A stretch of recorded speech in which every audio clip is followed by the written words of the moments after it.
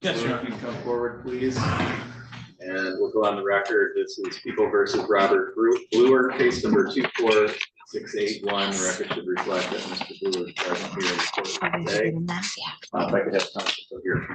Come on, Your Honor. The record might call me up. Thank you, Your Honor. Richard Church on behalf of Mr. Bluer. Thank you. This is the date and time set for a sentencing hearing in this matter. Mr. Bluer, have you had a chance to go through the pre-sentence report? Yes, Your Honor. Did you have a chance to talk to Mr. Church about that? Yes, Your Honor. Mr. Church, are there any additions, deletions, or corrections to that report? No, Your Honor. Are there any challenges to the scoring? No, Your Honor. Do the people have any additions, deletions, or corrections? No additions, deletions, or corrections, no challenges to the scoring. Thank you. Mr. Rolla, anything on behalf of the people for allocation? Briefly, Your Honor, this is a first felony situation with delivery of Adderall. However, I would, as indicated in the PSI and in the police reports, it's one where the defendant specifically traveled to Otsego County.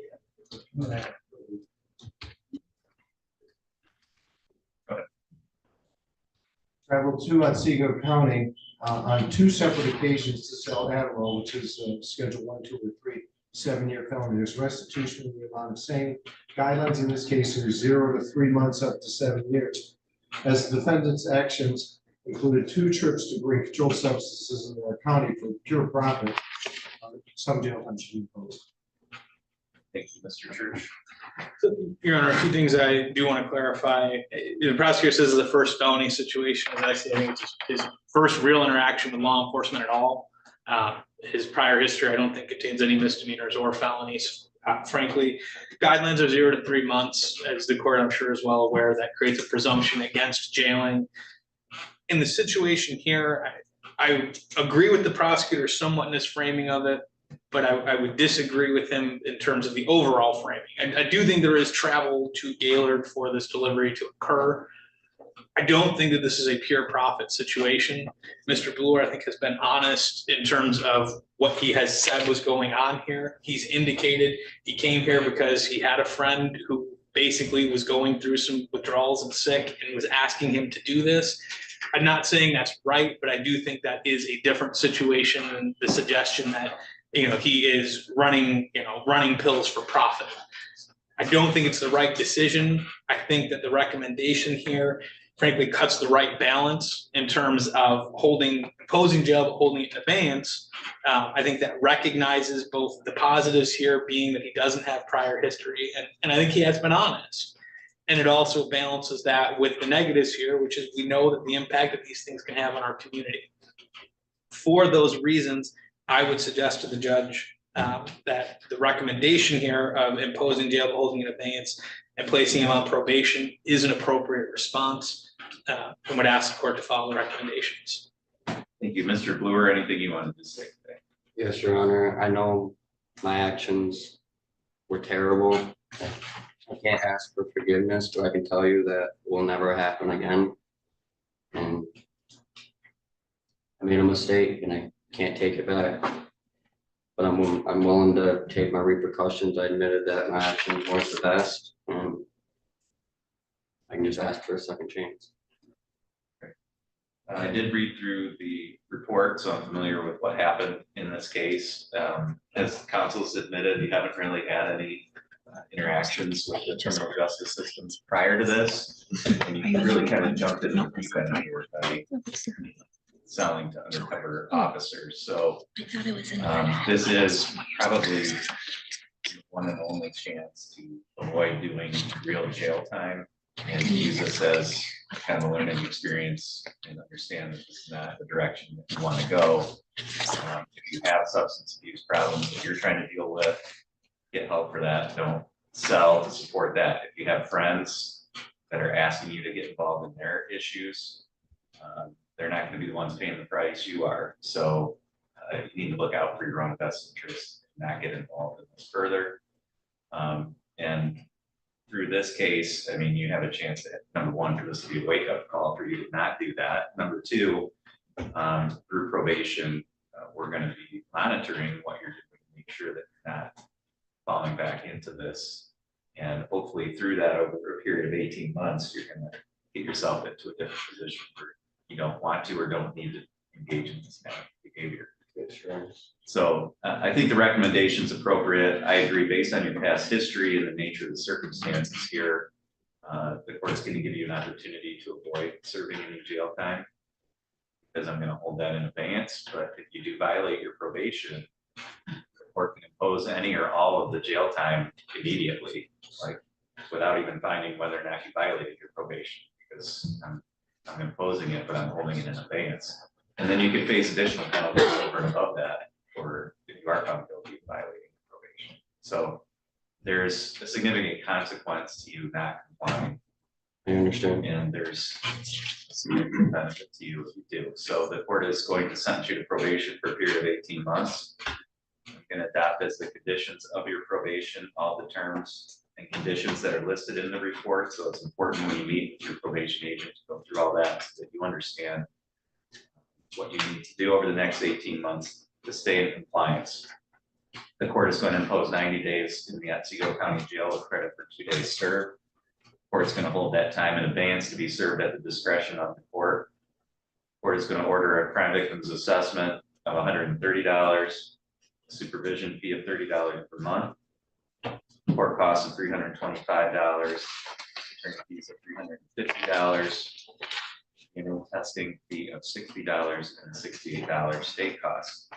You have the ability to seek an appeal of this sentence. If you wanted to try to appeal it, you would have to follow the instructions on the papers that we're going to give to you. And you can have Mr. Brewer acknowledge receipt.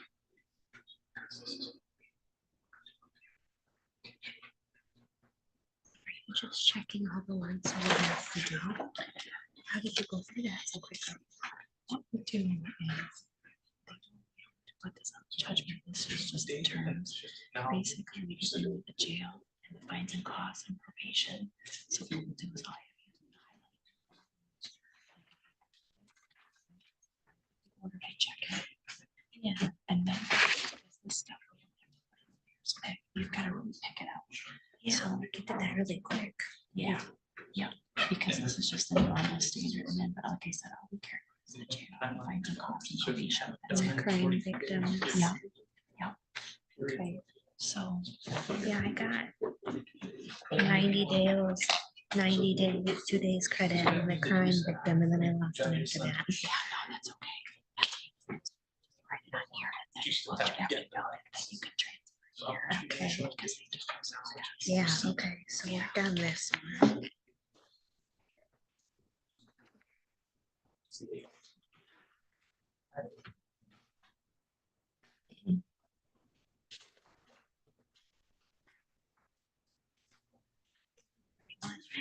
Sometimes he doesn't take a percent.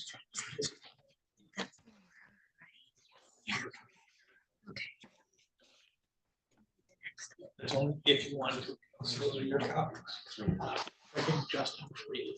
All right, all set, Mr. Church. Yes. Mr. Hilo, are you ready on Mr. Christender's case? We are. Versus Scott, Christender, case number 236670. Your Honor, I call Gary Gilo on behalf of Mr. Christopher.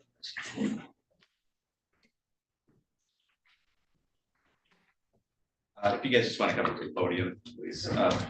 Mr. Gilo, how did we want to proceed with this file today? At this point, we're going to set the matter for trial judge. Okay. Mr. Roller, any particular period of time you need to be ready for trial in this case? Well, Judge, all the three co-defendants have either pled or been found guilty. There will be a filing of a 404D motion. Has numerous out-of-state felony convictions. It might be a little time to get the copies of those. But, 60 days unless the court needs to schedule it soon. And 1 day, Yes, Judge, at most. is that enough time? I believe so, Judge. So set this 60 to 90 days out for a 1 day jury trial. To the extent that either party has objections to evidence or motions to file, the court will set this for a final status conference. That'll be the plea cutoff on the motion day right before trial. So, Mr. Christender, to the extent that you want to consider any new or current plea offers, we'll have one more hearing before your trial. That would be the last opportunity to act. Thanks, Reg, for the record on that note. People did make an amended offer to allow this habitual site to dismiss the habitual court. Apparently that offer is now been turned down. Mr. Roll, anything else for scheduling in this case today? Not in this matter, thank you. Nothing further, thank you. Mr. Grissinger, do you have any questions about how we're going to proceed on your case? All right, just want to make sure I get a fair trial. 17 years without that. All right, thank you. That's all for today. And just make sure you stay in touch with Mr. Evo, all right? Yes, sir.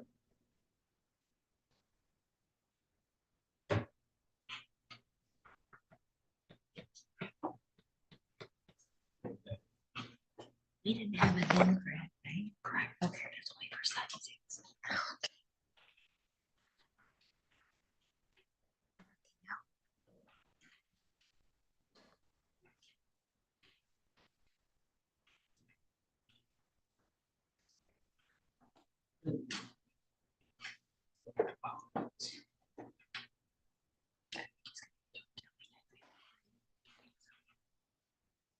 Our next two hearings are by video. Gather them in the waiting room at this time, so we'll take a short recess. We'll come back on the record in about 5 minutes.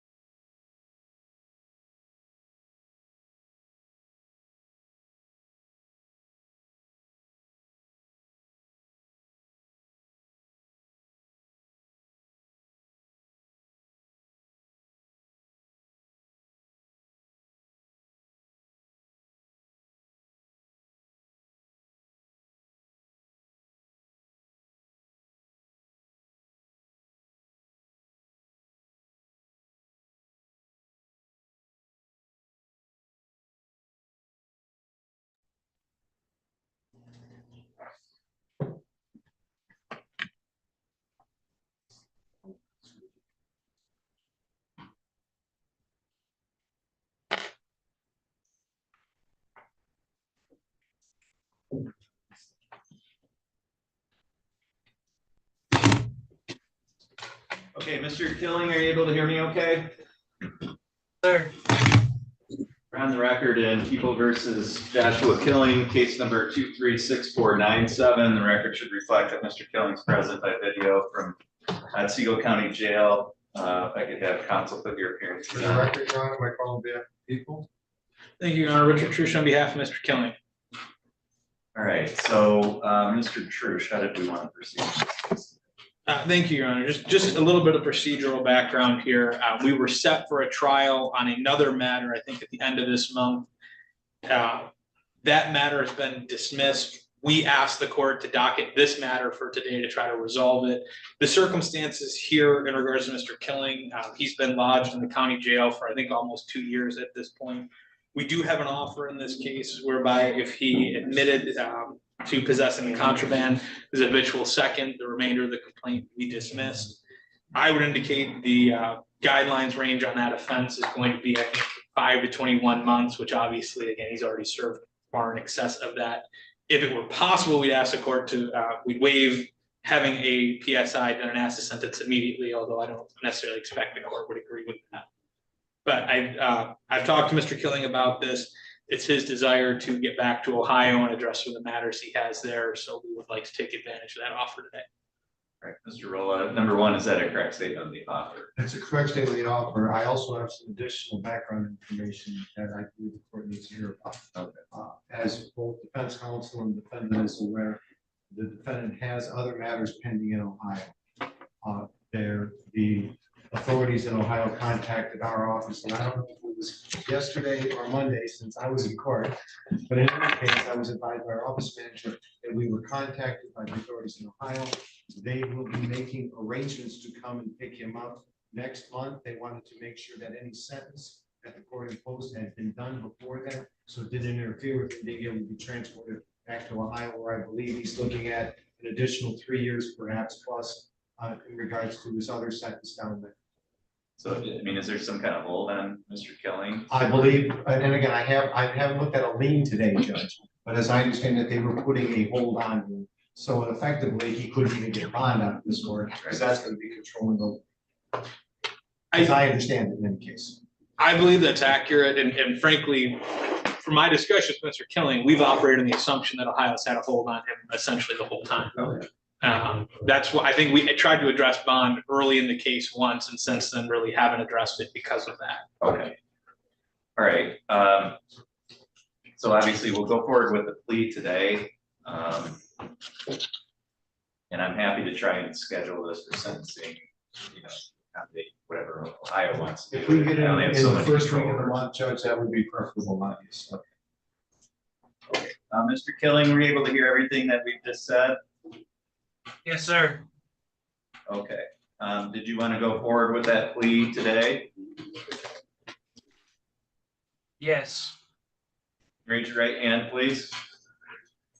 You solemnly swear or affirm the testimony you're about to give will be the truth, the whole truth, and nothing but the truth, so help you God? Yes, sir.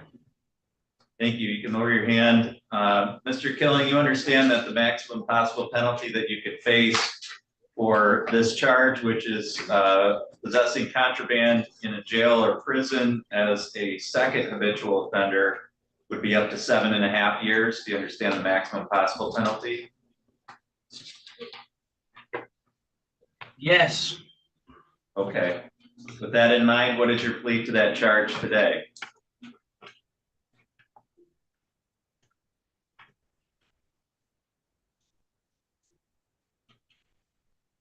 Did you want to plead guilty to that charge today?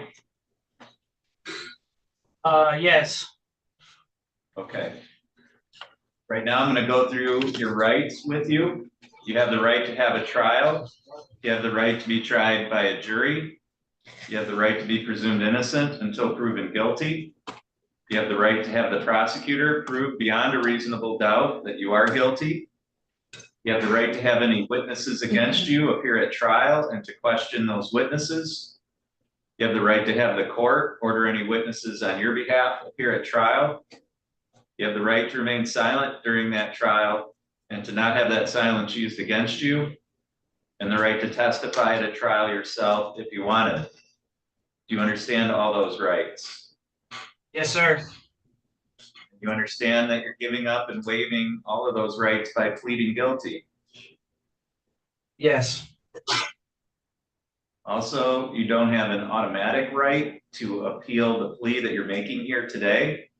If you wanted to try to appeal it or get it reversed, you would have to ask the Court of Appeals to hear your case.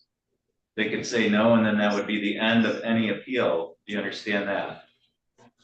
Yes, sir. Has anyone threatened you with anything to get you to plead guilty? No. Has anyone promised you anything other than what we've said on the record here today? No, sir. Is it your own free choice to plead guilty? Yes. And are you pleading guilty because you are guilty? Yes.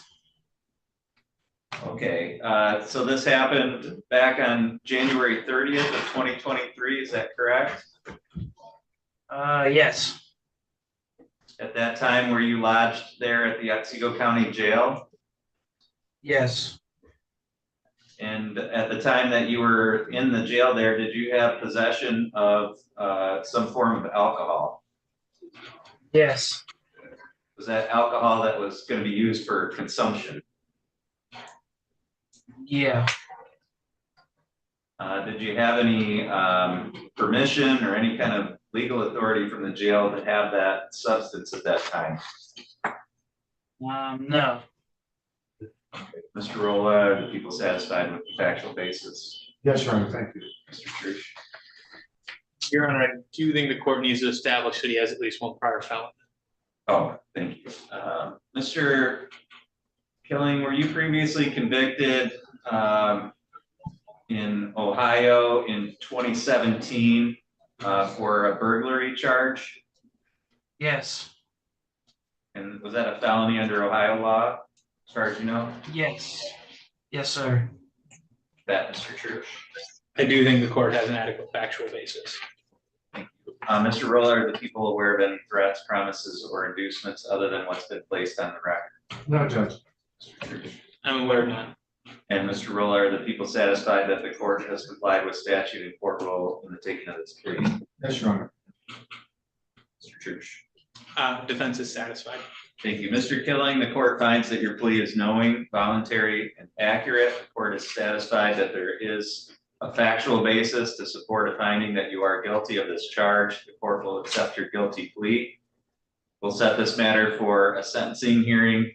The court's going to set that at its next available date. You'll be notified of that, and you'll have an opportunity, of course, to speak with Mr. Trush prior to that hearing. Mr. Roll, anything else that we need to address today?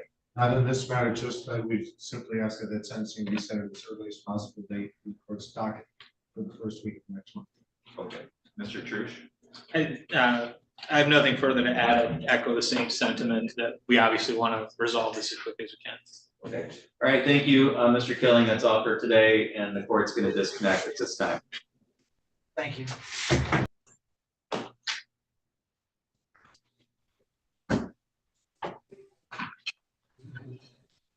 All right, sir, are you Mr. Burkhart? Yes, sir. Okay.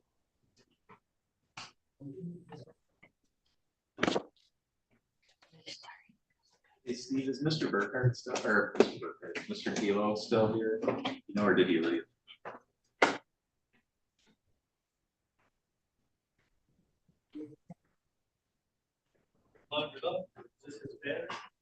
I think so.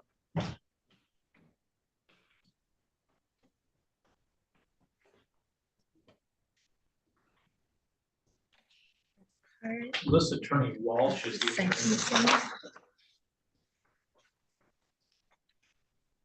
We did send Mr. Kilo a notice because he was Mr. Burkhart, just to reset. Burkhart's Oh, counsel. So we won't have one. Judge, it does say it was to be held via Zoom. I don't know if Mr. Gilo thought he could hear by Zoom. Literally just saw him like 2 minutes ago. If you'd like that, Judge, I can check and see if he's in the room next door. Sure, yeah, that'd be great, thank you.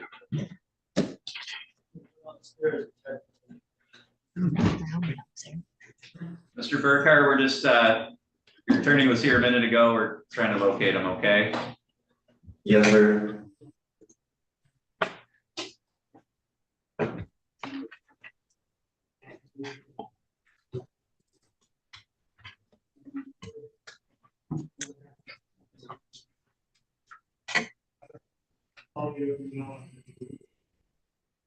You got some people waiting.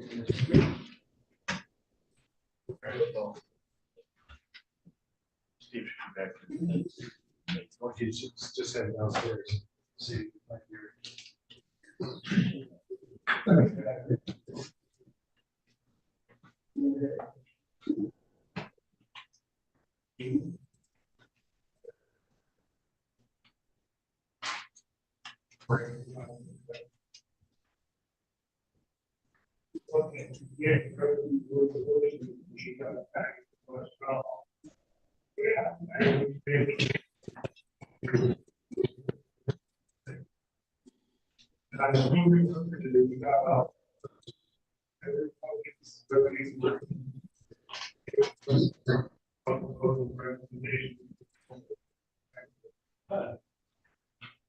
Apparently he went to his car.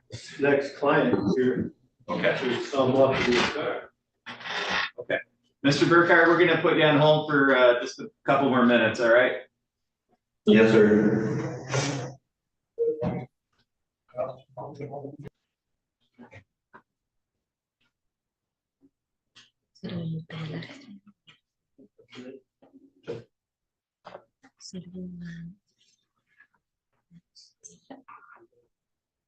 Yeah.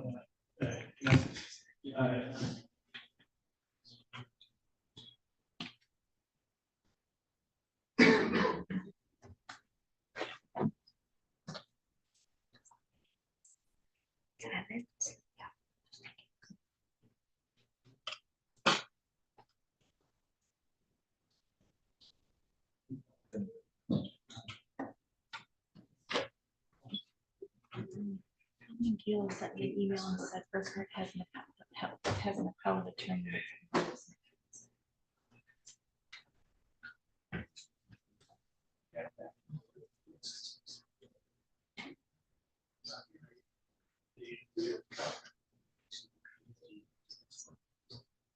Oh.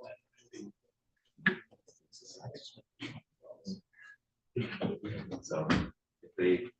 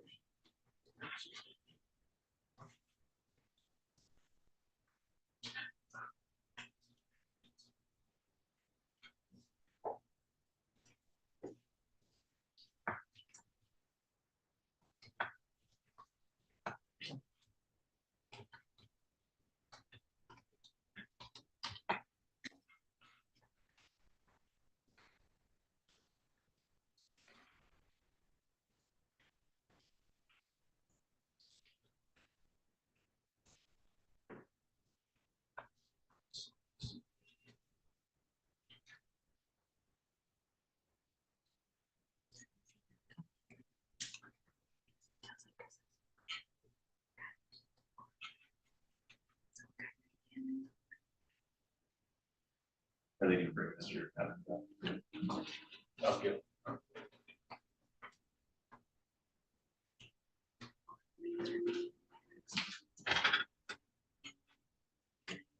Gross. Can you get Jason?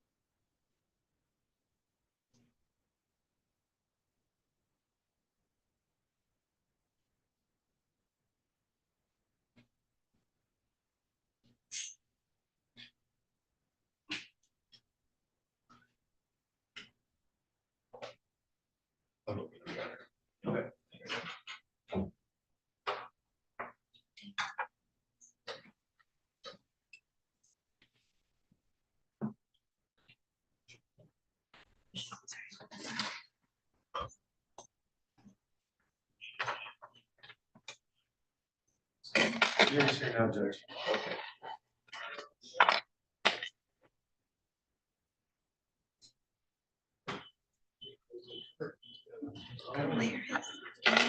Where is?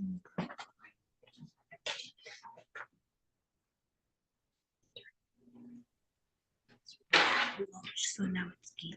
Okay, the court calls People versus Nathan Burkhart. This is case number 195732. The record should reflect that Mr. Burkhart is present by video from Department of Corrections.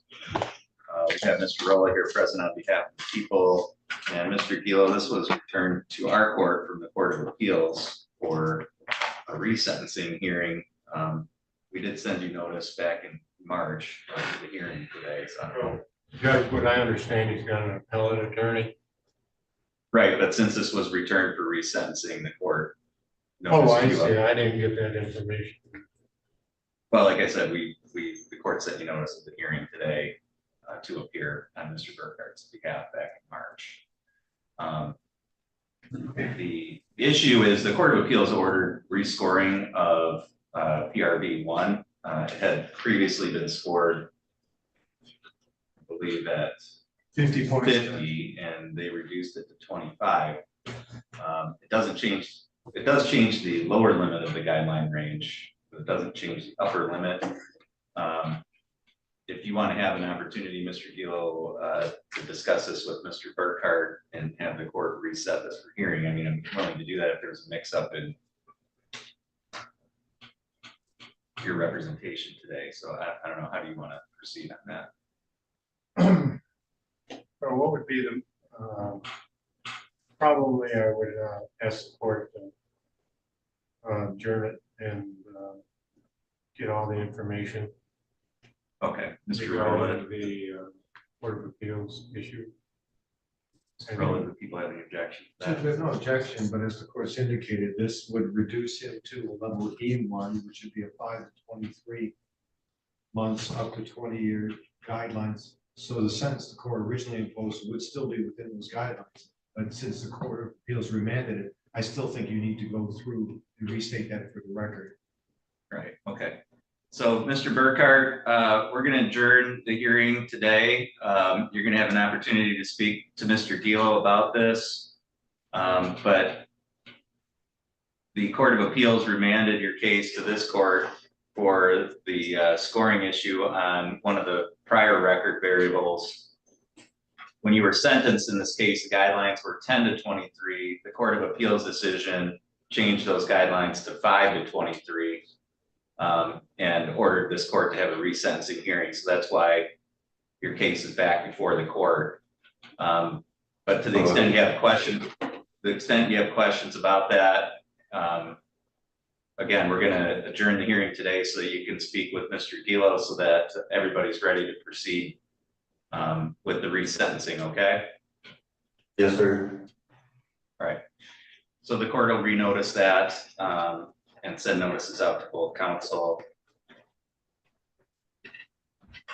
For that hearing today. Thank you. The court's going to disconnect at this time, Mr. Burkhart. Thank you.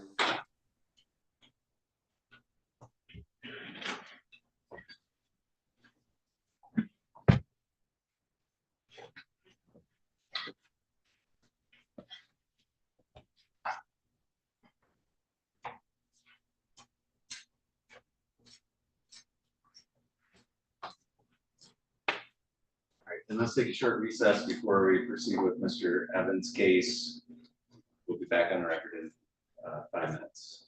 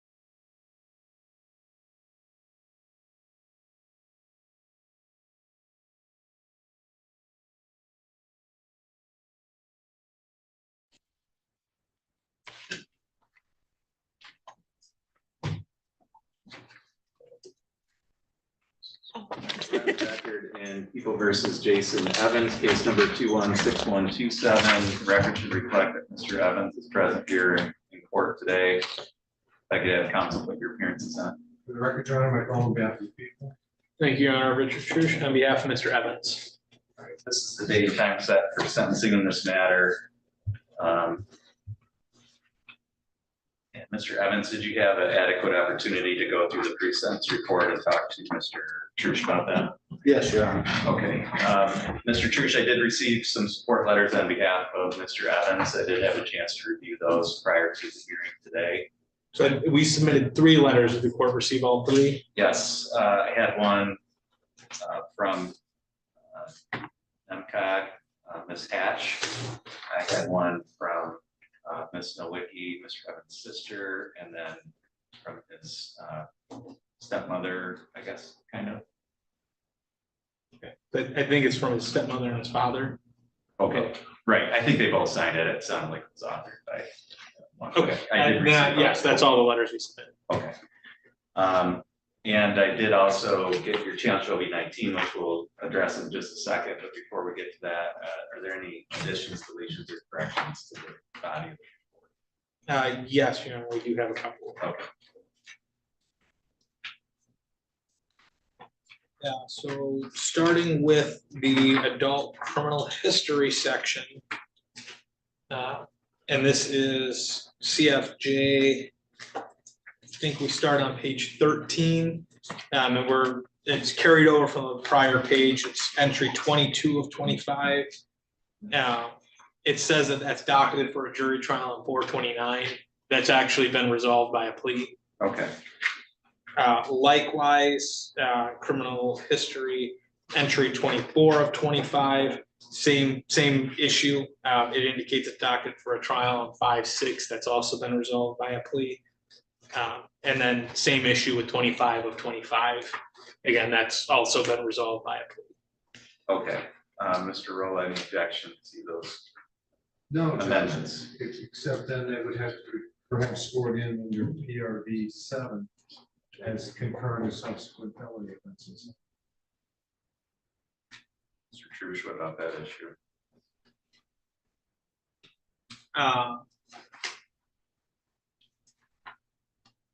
I guess what I would say is I think he's scored for PRV 7.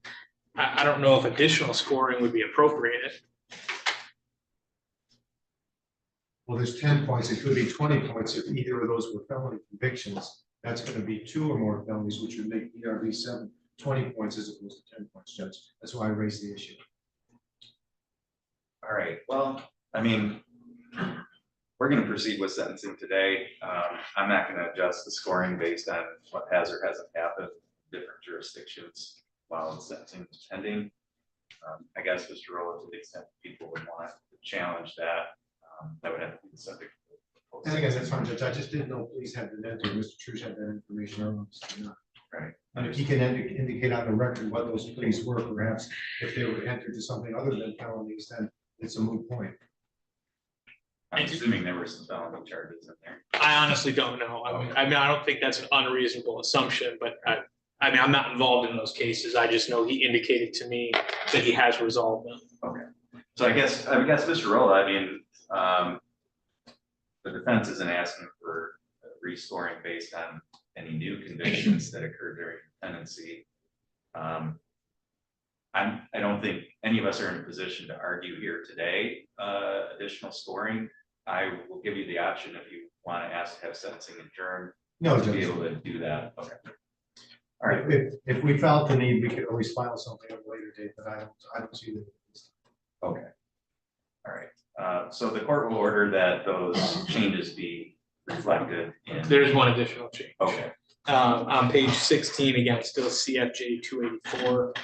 Under college and advanced degrees, this section indicates that he has no college or advanced degrees. He has an associate's degree in computer science. And frankly, that's contained earlier in the report. any objection to that change? No, Judge. All right, the court will order that degree be added where indicated by Mr. Trush. Okay, any other corrections, additions, or deletions, Mr. Church? No, Okay, and then your scoring is to OB-19. I did have a chance to review your brief. I did get the prosecutor's response. Is there anything that you wanted to state for oral argument?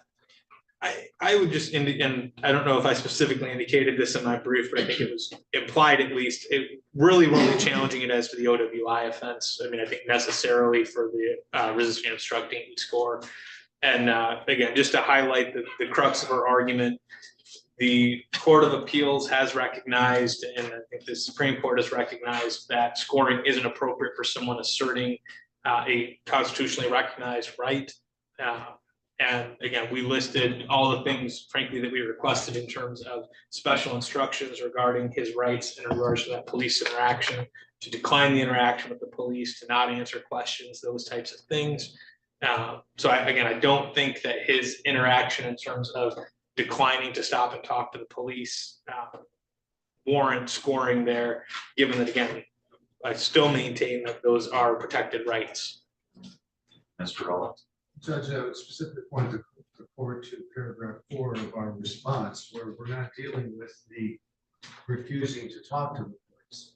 That what we're talking about is the numerous attempts to talk away, the refusal to provide identification, the attempts to delay being returned to the scene, the attempts to try and prevent the phlebotomist from drawing his blood, refusing to take off his coat. All of those things taking approximately 2 hours and 18 minutes, as the court and the jury saw from the video, People's Exhibit F, indicating an attempt by the defendant to avoid trying to be held accountable for his actions, specifically actions that both our state appellate courts, in the Court of Appeals, and in the Michigan Supreme Court, in the cases of Sowers, Carpenter, and Herring, all found to be scorable under OB-19 as we think it was appropriately scored.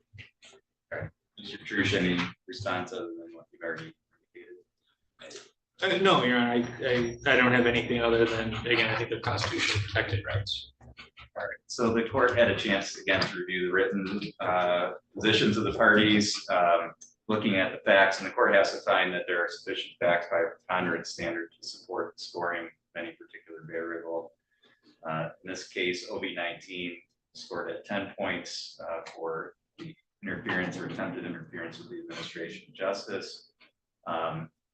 Court's already ruled in pretrial motions in terms of the propriety of the officer's actions in stopping Mr. Evans and investigating the accident and eventually a potential OWI offense. And it's the court's view in its previous rulings, and continues to be the court's view, that the officer was well within his rights to investigate, to stop Mr. Evans under the circumstances presented at the time. And Mr. Evans clearly engaged in trying to walk away from the officer, not obeying what at that point were lawful commands of the officer to stop. Whether or not he chose to remain silent is a different issue, but he certainly tried to impede that investigation by the officer by continuing to try to walk away. And so the court finds that there's more than adequate factual support for scoring of OB-19 as to either the OWI charge or the RN charge. So the court will deny the challenge based on that finding. Are there any other challenges to the scoring guidelines? No. Thank you. Mr. Rowland, do the people have any additions, deletions, or corrections? So, yeah, thank you. Do the people have any challenges to the scoring? No, Judge. Anything on behalf of the people for allocation today? Briefly, Judge, this is a sixth felony situation as to the driving, which of course was the main flux of the argument as to OB-19. The defendant was operating with a high blood alcohol content, even after all the attempts to delay. Turns out the test came as 2.204. Now, whether he was going up or going down, I can't tell. I wasn't there, obviously. But in any case, even if he was coming down at a 204, that's concerning. Perhaps not as concerning as if he was still going up at a 0.204. In any case, this defendant cannot simply or will not simply stop drinking and driving. His actions demonstrated by both his operating the vehicle, getting an accident, and then subsequently fighting with the officers after the police clearly indicate that unless he's incarcerated, he presents a specific danger to the public. Now, while I understand that I have not to read the letters that were provided to the court from family members of Mr. Evans, and they of course paint a very different picture of him when he's sober. And again, if Mr. Evans was able to remain sober, it would be a different story. Unfortunately, by his history and his behavior, he clearly cannot and chooses either not to or simply is unable to, and he still presents the same danger to the public. Thank you. Mr. Church. Thank you, Your Honor. You know, I've known Mr. Evans for some time. He's no stranger to the courts, and frankly, he's not a young man anymore. What I can tell you from my interactions with Mr. Evans over the years that I've been here in Otsego County is I think what bears out in the letters, and frankly, I think what bears out in what the prosecutor said, and what Mr. Evans said. When he's sober, he's a normal functioning member of society. When he's not sober, he gets in trouble. And I think that's the issue. And I look at the PSI, and I mean, I think there are times when there are portions of that distill things down so perfectly. And I mean, I would point the court an evaluation and plan here. The defendant would not describe himself as an alcoholic, but he admits that when he drinks, he binges, and he's aware he needs to stop drinking. And I think that encompasses Mr. Evans about as perfectly as I think you can. I'm not so concerned with what he labels himself, but he recognizes he has a problem with drinking. I'd hoped that he'd recognize that before this point, but he recognizes there's a problem. While he's been incarcerated for the last year, he's taken proactive steps to address his issues. He's taken advantage of the programming that's available to him in the Alpena County Jail. You know, unfortunately, he's in a situation where his guidelines range is what it is, and you know, there's going to be a response to this action here. What I would suggest to the court and ask the court is to temper the sentence and allow Mr. Evans to continue the programming that he's done in Alpena and continue that programming that's going to be available to him at MDOC, and allow him to engage in that, allow him to show the court that he is going to stop drinking, that he is taking this seriously. He recognizes he has a problem and he wants to address it. Thank you. Thank you, Mr. Evans. Anything that you wanted to say today? Just that I don't like the phrasing where I say I'm not an alcoholic. I say I don't know if I'm an alcoholic because I don't wake up in the morning with the need to drink. I don't have the shakes. But what I do know is I need to stop drinking, because when I do drink, sometimes, and I don't know when, I don't know what time it's going to be, I'll binge drink and I'll black out. I don't know what I'm doing. So I just need to stop drinking.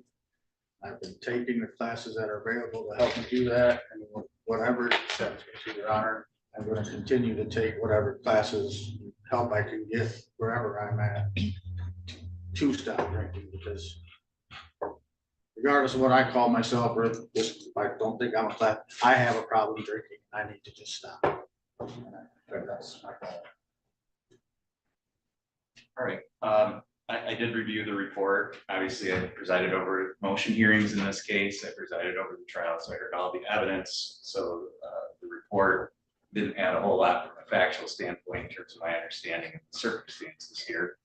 You've also been in front of me before for sentencing, so I'm familiar with your background and your history, which continues to get worse, continues to result in incarceration for you.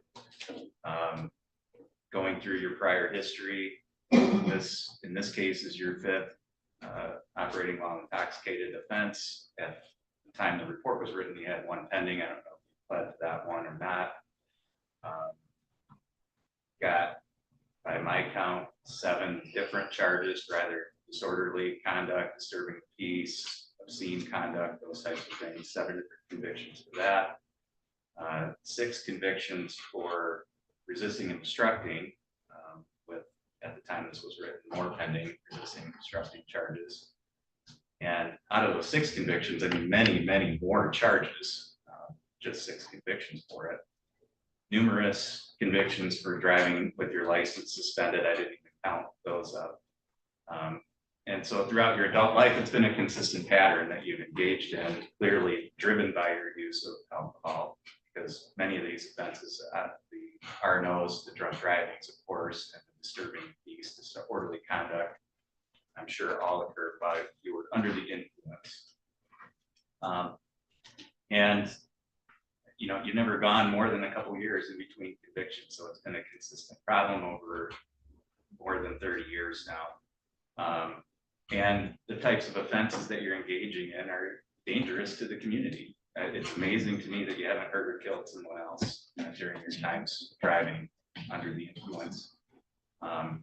That you haven't been injured more seriously, that police haven't had more injuries or danger to them as a result of your conduct. And you know, your attitude generally seems to be, particularly at the times that these occurred, is that you should just be able to do what you want. If you want to drink and drive, you should be able to do that, and nobody should stop you.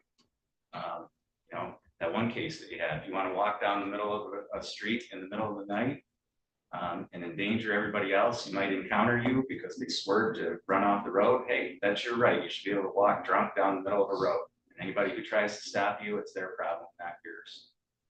And that's been a consistent attitude that you've had, blaming the police, blaming the courts, blaming your own lawyers, blaming the justice system. It's always somebody else's fault, and it's never your fault. And again, I think that pattern of behavior over a long period of time is borne out, regardless of what you've done recently.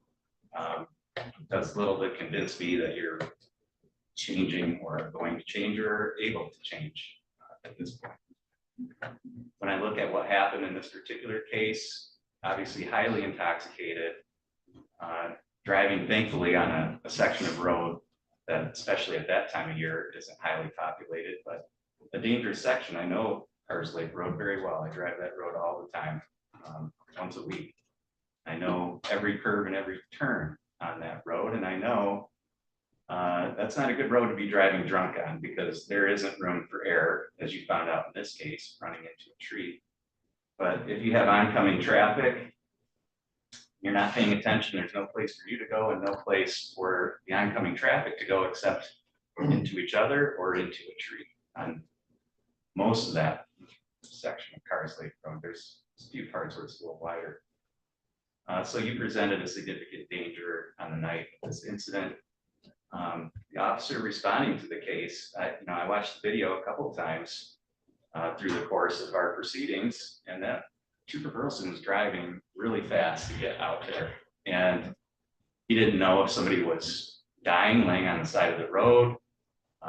There were multiple people involved. If somebody had a serious injury, he's trying to get to that scene as fast as possible, putting himself in danger in the process. He could have slid off the road, could have had an accident. So a deer could have run out in the middle of nowhere. There's plenty of opportunity for that as he's trying to respond to this scene. And then when he does get to the scene, your usual MO, trying to obstruct things, trying to hinder it, trying to do anything that you can to resist, to prevent you from being held responsible for your own actions during the course of that. And particularly in a situation where, in my view, Trooper Burleson so clearly has the authority to investigate what's going on, to stop you from walking away. It's ridiculous to think that a police officer in those circumstances is just going to let you just go on about your business. Middle of the night in a deserted area. And as a side note, I think Trooper Burleson really should be commended for his behavior throughout that entire interaction. That video, if I was you, I would have been so embarrassed to have that shown in front of a jury, in front of anybody, because of the way that you acted in that video. Just childish, clearly intoxicated. And I think Trooper Burleson's professionalism in dealing with you and his patience, really, he demonstrated extremely professional conduct, both in carrying out his duties and investigating what was going on, but in particular dealing with you and the condition you were in and your behavior through that whole thing. I don't think we can ask much more of police officers when they interact with somebody in that circumstance. The witness that you called at trial, nobody's mentioned that, but to me, that was absolutely ridiculous. I mean, the idea that that individual picked you up from Mr. Charles' house and dropped you off at some friend's house and then left, and he got in the accident, and then somehow you end up walking down the road away from the accident. There's absolutely no evidence of more than one person being there. It's a joke. I mean, you clearly, Mr. Trush has to take your word for it, present evidence on your behalf. But there's no question in my mind that you got that individual to come up on the stand and lie for you. And that just happened a couple of weeks ago. So again, all this letters and everything about you changing, you want to turn things around, well enough up to a couple of weeks ago to stop yourself from calling somebody to lie under oath in front of a jury in open court about what happened. It's one thing to challenge your case and make every fair attempt at advocating for yourself, but to suborn perjury, make a mockery out of the whole process, it's ridiculous. I mean, it's so clear what happened. You drove home from Mr. Charles, you were drunk, you ran into the tree, your idea was to walk back to Mr. Charles' place. That's the exact direction you were going in. And that's what really happened. And I think the jury saw right through that. So again, I think that goes to number one, your view of the process and your likelihood of some kind of rehabilitation.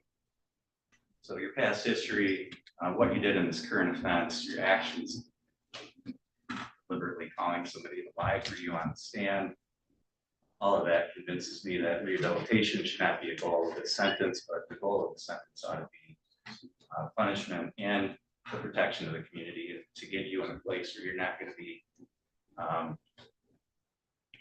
drunk driving, that you're not going to put other innocent people in danger.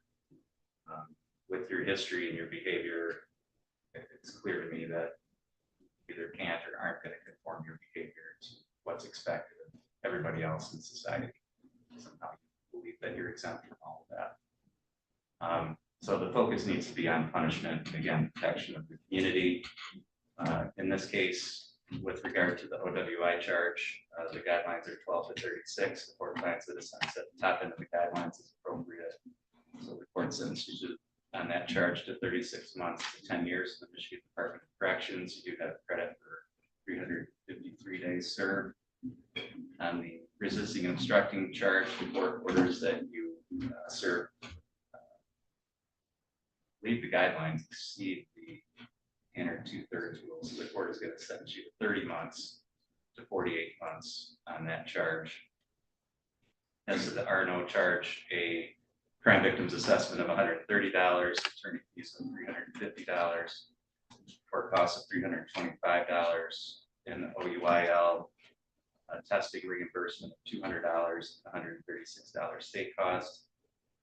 As to count 3, 1 year in the Otsego County Jail with credit for 353 days served, fine of $1,000 and $50 state costs, as well as vehicle immobilization. All of those sentences to run concurrent.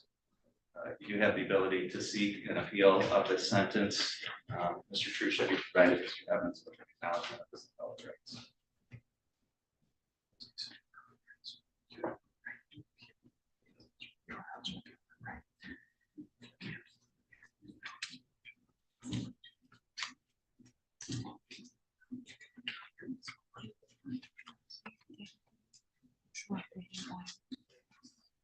Eight.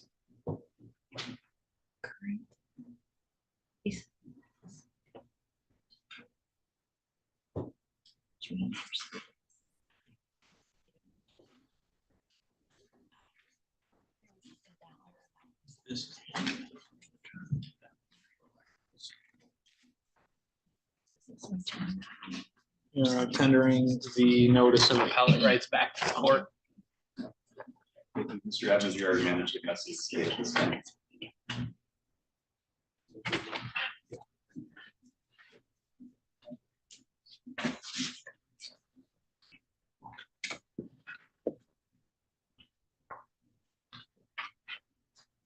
Thank you. Have a good day. Good luck to you. Mr. Kilo, are you ready with Ms. Lozinski's case? We are. Runners. All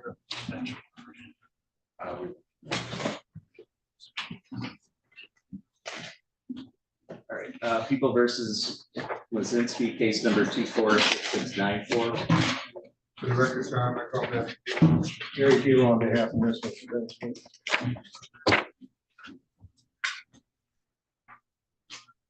This is the date and time set for sentencing. The record should reflect Ms. Lozinski's present here in the courtroom today. Ms. Lozinski, if you had a chance to go through the pre-sentence report and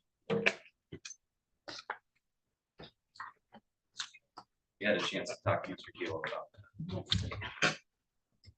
Kilo, are there any additions, deletions, or corrections that need to be made to that report?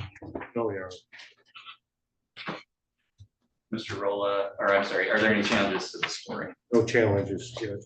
Mr. Rolla, are there any, do people have any additions, deletions, or corrections? The only addition, Judge, would be, it appears that in the recommendation for sentencing, I didn't see the 325 for state court costs, unless I missed it. Right, I think when this was authored, we were kind of in limbo as to whether the court cost legislation was gonna pass. So I do intend to impose that, though. And again, our court has now spoken to that, so legislation passed it, and the sunset clause is no longer a concern. Thank you. Okay. But other than that, no. Any challenges to the scoring? No, Judge. People have anything for allocution?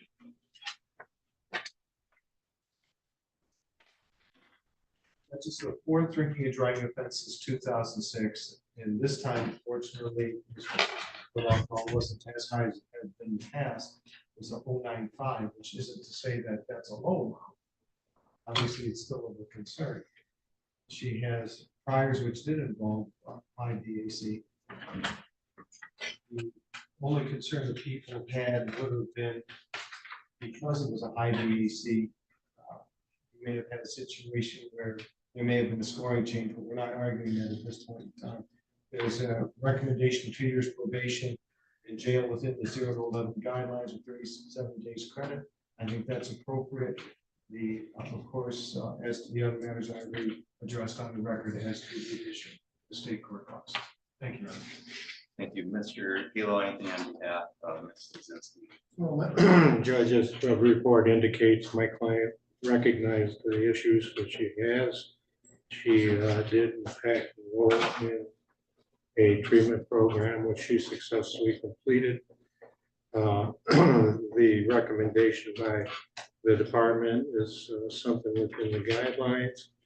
I'm asking the court to, in light of the fact that she wasn't super drunk, but she did go 0.104, asking the court to hold any jail time in advance at this particular time. She's still under the jurisdiction of district court also. She has a probation violation in that court at this time, correct? Yes. So I'd ask the court to take that into consideration. If the court is considering jail, I'd ask you to give her credit for time served and all the rest of it in advance. Thank you. Ms. Lozinski, anything that you wanted to say today? Yes, I'm happy to be sober today, and I realize that all my problems that I've had is because of alcohol. And the treatment I went to was very helpful. It gave me tools other than drinking to deal with my problems and frustrations. And I met a nice couple of groups in AA ladies that I can talk to when I have problems, and it's been very helpful. I plan to stay sober for the rest of my life. I'm enjoying it, not this part, but I'm enjoying it. And I'm really very sorry for all this. All right, I did read through the report, so I'm familiar with what happened in this particular case. And certainly there's a lot of information in the report about your background and circumstances as well. So I take all of that into account. You know, this case is a little difficult because you were already on probation for a drunk driving offense, and then the process of trying to comply with that probation, you showed up here at the jail under and obviously conduct that the court has an interest in discouraging, both by yourself and by other people. And, you know, it's one thing to make a mistake, it's another thing to compound that mistake with more really bad decisions. I know. Yeah. I'm And horrified. yeah, so the court finds, number one, that the recommendation for probation is appropriate. I think it's important to make sure that we have some supervision for a period of time to make sure that you're staying sober, that you're not presenting a danger to yourself, to other people by driving under the influence. And to reinforce, you know, the start that you've made in terms of your sobriety. And to provide, you know, hopefully an incentive and a motivation for you to remain sober so that you don't face penalties for violating your probation. I also think that some jail time is appropriate given your conduct in this case, because there's again, an aspect to it that I think deserves some punishment. So the court is going to sentence you to 90 days in the Otsego County Jail. This indicates that there's no credit. I haven't heard anybody indicate that that's not correct. So it would be 90 days with 0 days credit. The court is going to place you on probation for a period of 2 years. The court is going to adopt as the conditions of that probation all the terms and conditions that are listed in the report. I'm sorry, you do have, it does say 37 days served. Is that the correct number? That's correct, yeah. Okay. So 90 days with credit for 37 days served. Crime victims assessment in the amount of $130, $30 supervision fee while you're on probation, court costs of $325, attorney fees of $350, reimbursement for alcohol testing of $100 and $68 state costs. And Ms. Lizinski, if you're currently employed, the court doesn't have an objection to you participating in the work camp program. But that'll be up to the jail to determine whether or not you qualify for that, but I don't have an objection to you being released to the work camp program for the remainder of the 90 days. You have the ability to seek an appeal of this sentence. And Mr. Kilo, have you got an acknowledgement of those appellate rights? Yes, Judge, we're gonna sign that right away. Judge, is this OWR 30, so DEP? It's like first time. Is there a? No, fine.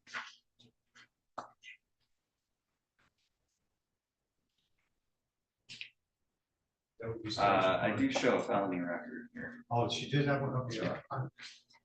Very good. Thank you.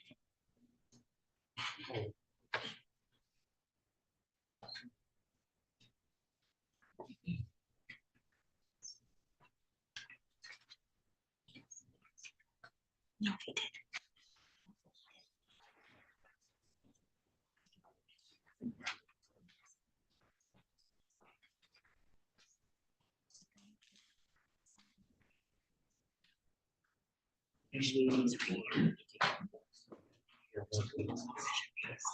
Check that.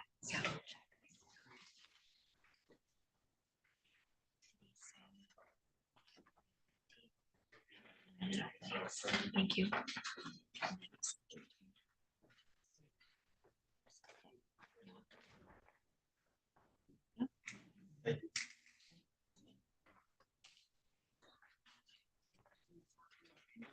Sir, there at Department of Corrections, can you tell me your name, please?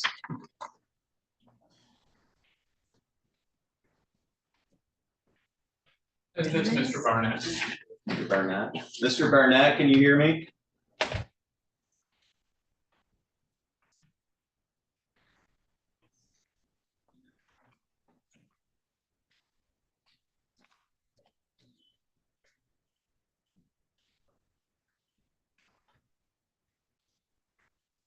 Mr. Barnett, are you able to hear me?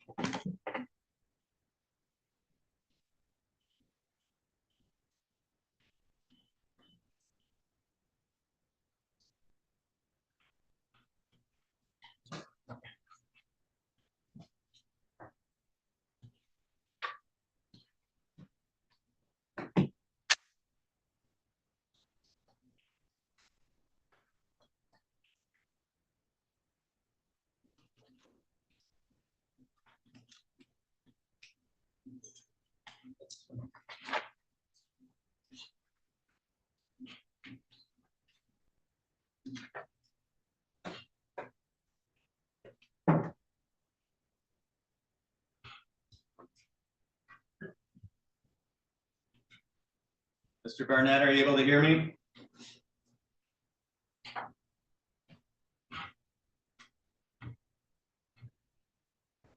What are we set for in Mr. Barnett's As a case? status conference, Judge.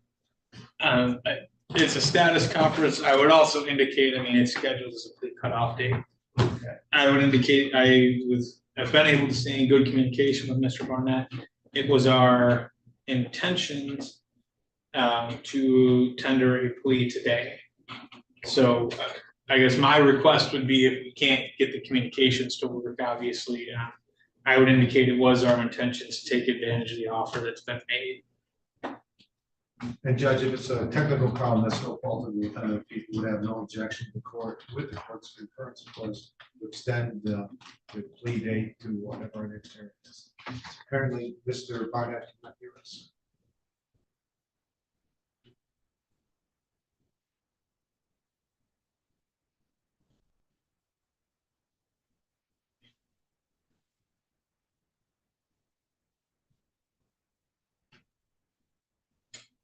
Okay, yeah, it looks like he's tried to do something with the remote a couple times and it doesn't appear to be working. Do we currently have this set for a trial? I don't believe that there's been any docketing or trial on this. He just did something again. I don't know if that fixed it. Mr. Barnett, can you hear us now? Okay. All right, so what I'll do is just set this for a plea hearing then. It sounds like we do have a resolution, and we'll set that for the court's next date. Mr. Rolla, if you can rid Mr. Barnett again, and we'll try and correct that problem next time. Your Honor, I don't think this is the first time we've had technical difficulties with Mr. Barnett. So I guess I'll just suggest, if we continue to have those difficulties, I may request that he be brought here.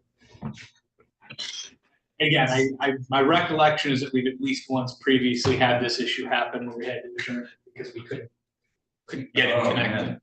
We've adjourned this like 3 times. Several times, Judge. Yeah. Okay. Rolla, can we prepare him first? In person, right, yes, Judge, I'll be happy to do that. Let's do that, Mr. Truce. That way I don't want to just run into the same problem, so. And just to make it a clear record, I don't think all of those adjournments are because of technical difficulties, but my recollection is we have had this problem before. Okay. All right, thank you. I'm gonna disconnect from Department of Corrections. And, okay, so for the record, in People versus Barnett, case number 236659, we had issues. Counsel both were present. Mr. Barnett was present, but we had technical issues communicating. The court's going to reset the hearing for Mr. Barnett to enter a plea with an in-person writ. People versus Jesse Earl Thomas.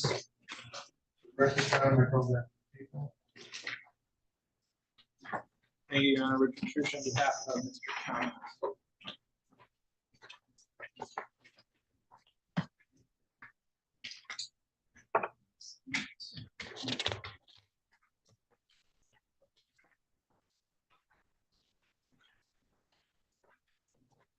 Want to see on Mr. Thomas' case today?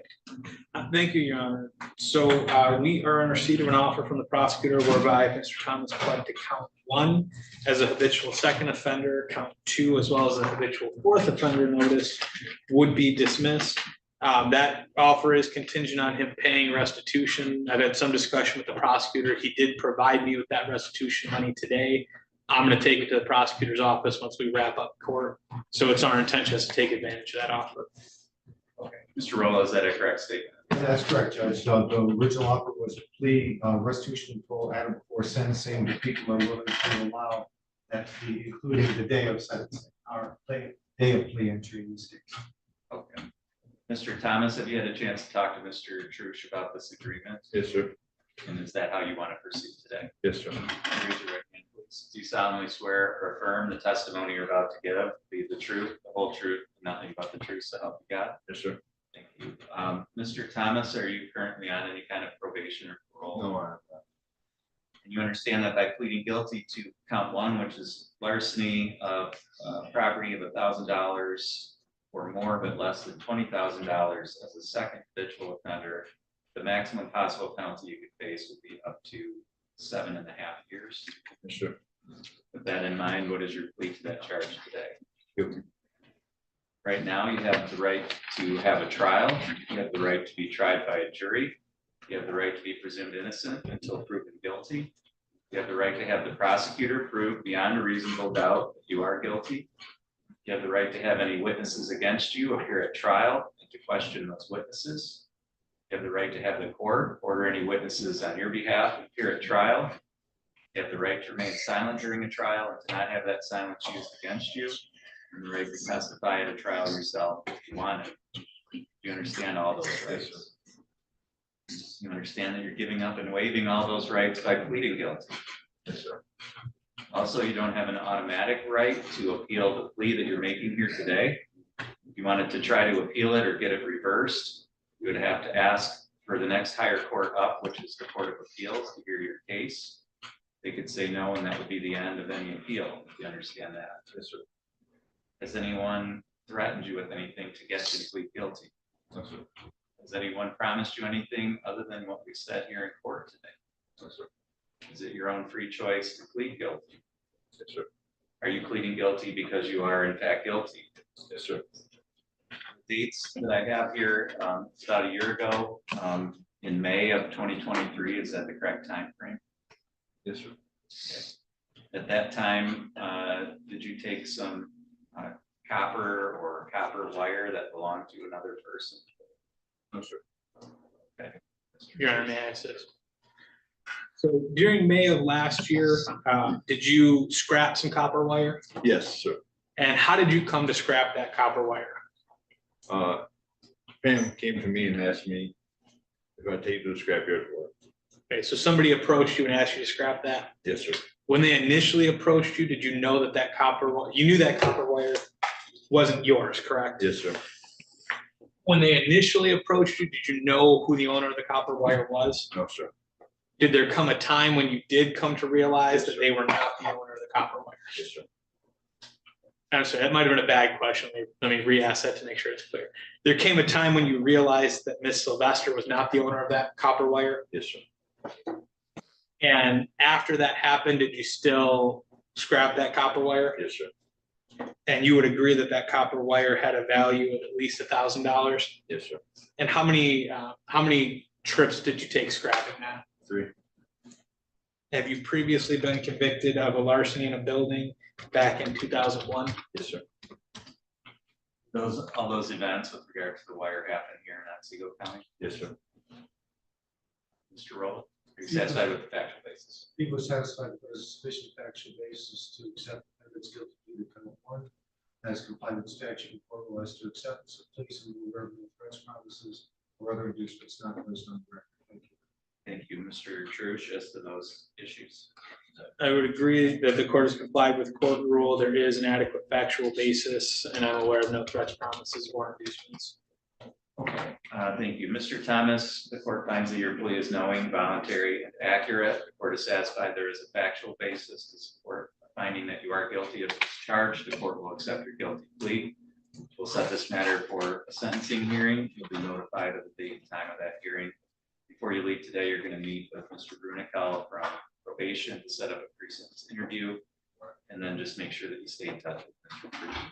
Yes, sir. Thank you.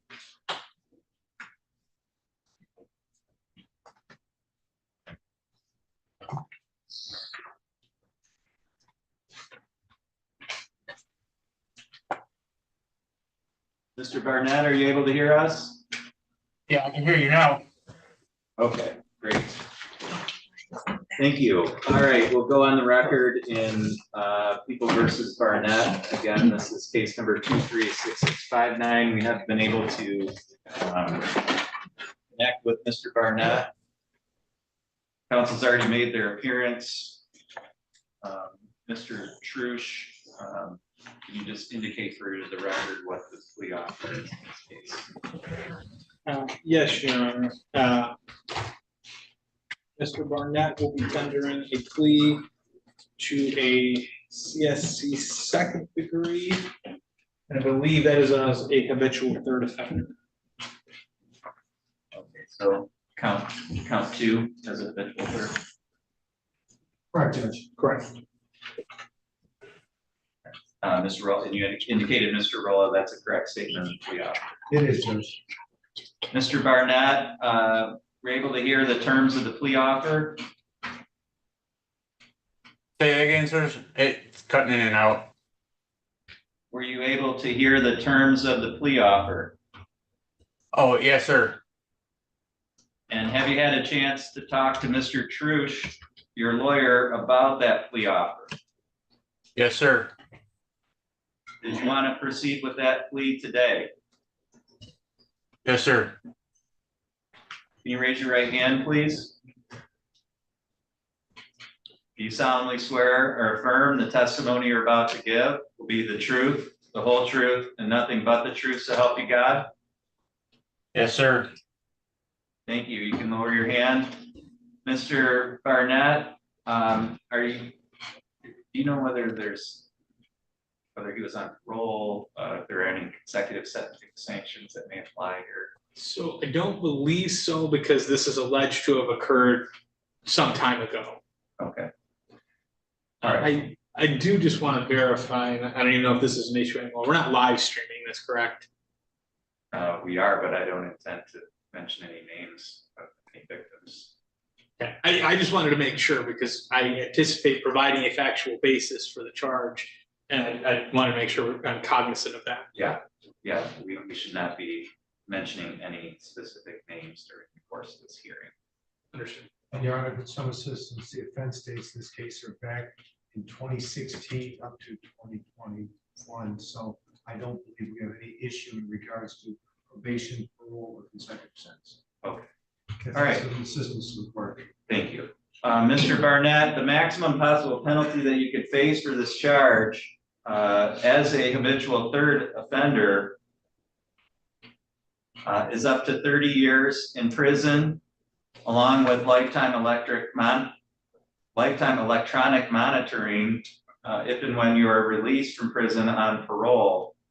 Do you understand those penalties that are the maximum possible penalties? Yes, sir. With those in mind, what is your plea to that charge today? Guilty. I'm going to go through your rights with you here on the record today. You have the right to have a trial. You have the right to be tried by a jury. You have the right to be presumed innocent until proven guilty. You have the right to have the prosecutor prove beyond a reasonable doubt that you are guilty. You have the right to have any witnesses against you appear at trial and to question those witnesses. You have the right to have the court order any witnesses on your behalf appear at trial. You have the right to remain silent during a trial and to not have that silence used against you. And the right to testify at a trial yourself if you want it. You understand that you have all of those rights? Yes, sir. You understand that you're going to be giving up and waiving all of those rights by pleading guilty today? Yes, sir. Also, you don't have an automatic right to appeal the plea that you're making here today. If you wanted to try to appeal it or get it reversed, you would have to ask the next higher court up, the Court of Appeals, to hear your case.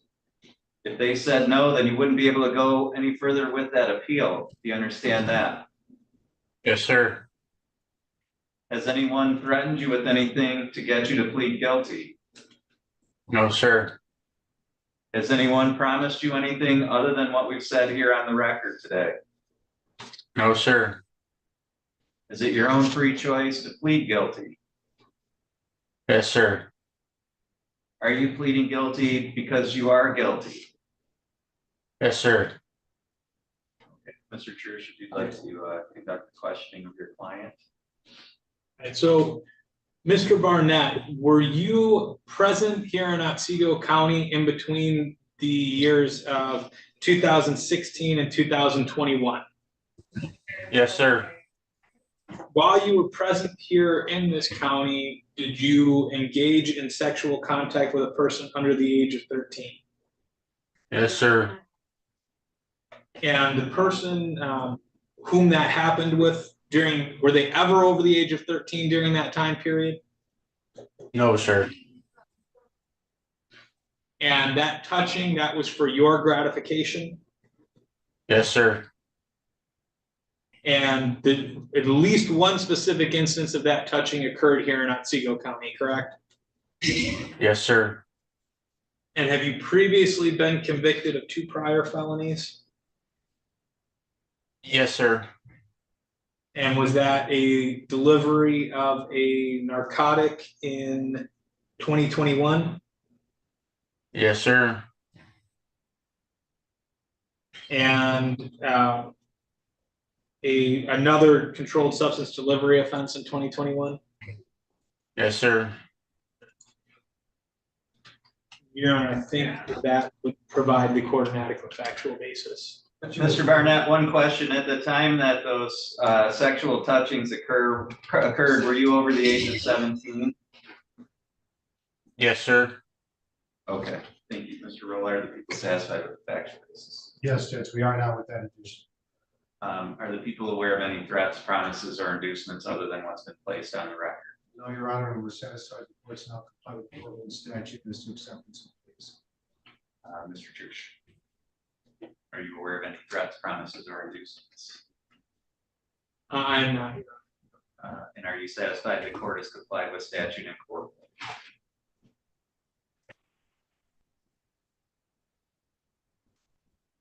I'm sorry, Your Honor. Sure.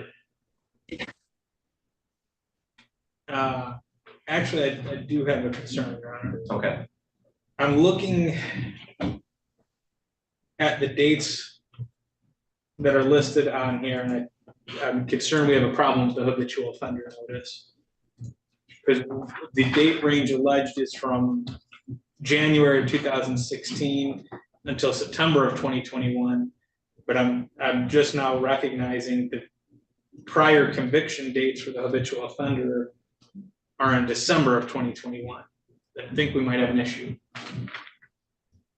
Well, I think we only have an issue if the habitual offender status applies to the time of conviction or if it applies to the time of the commission of the crime. Is that what you're saying? Yeah. And again, I guess what I would say is, at least for today's purposes, I don't know that we have, that may be a sentencing issue more than anything else, but again, the dates are just, it clicked in my head that we might have an issue there. I missed that.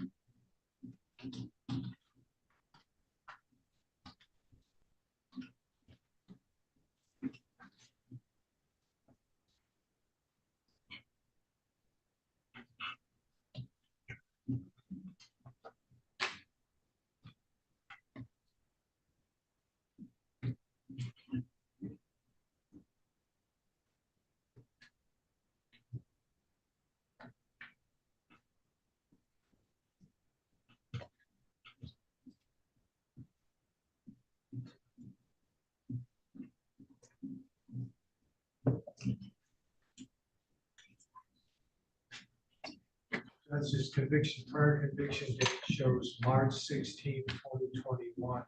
And if he's entering a plea to a matter that occurred in September of 2021, they would count as prior offenses for habitual offender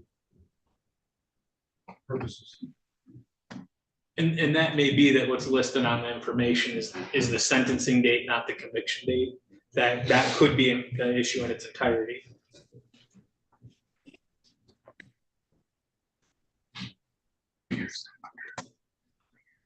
Because then the offenses he would have been sentenced on the prior matter prior to September of 2021. So they would be a habitual third.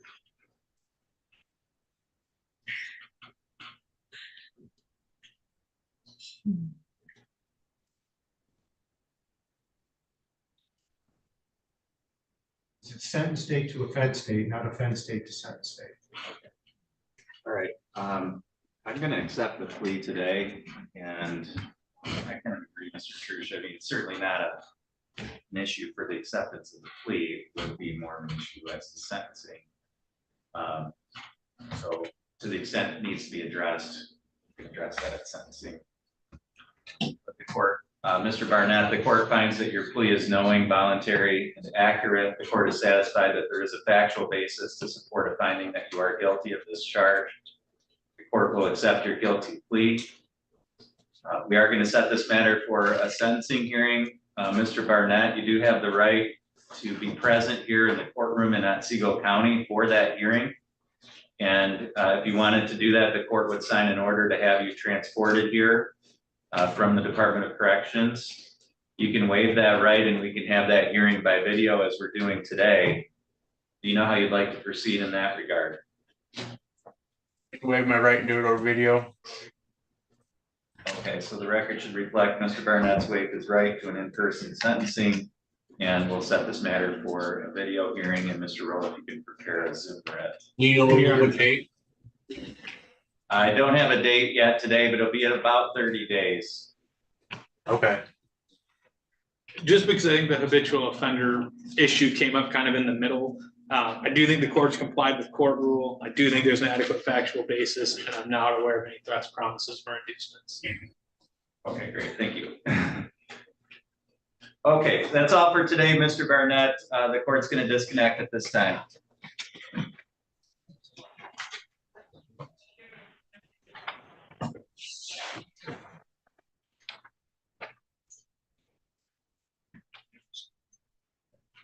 People versus Kenneth McKinnon, case number 246698.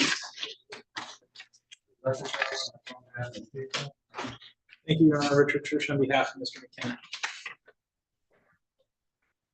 Record should reflect that Mr. McKinnon is present here in court. This is the date and time set for a sentencing hearing in this matter.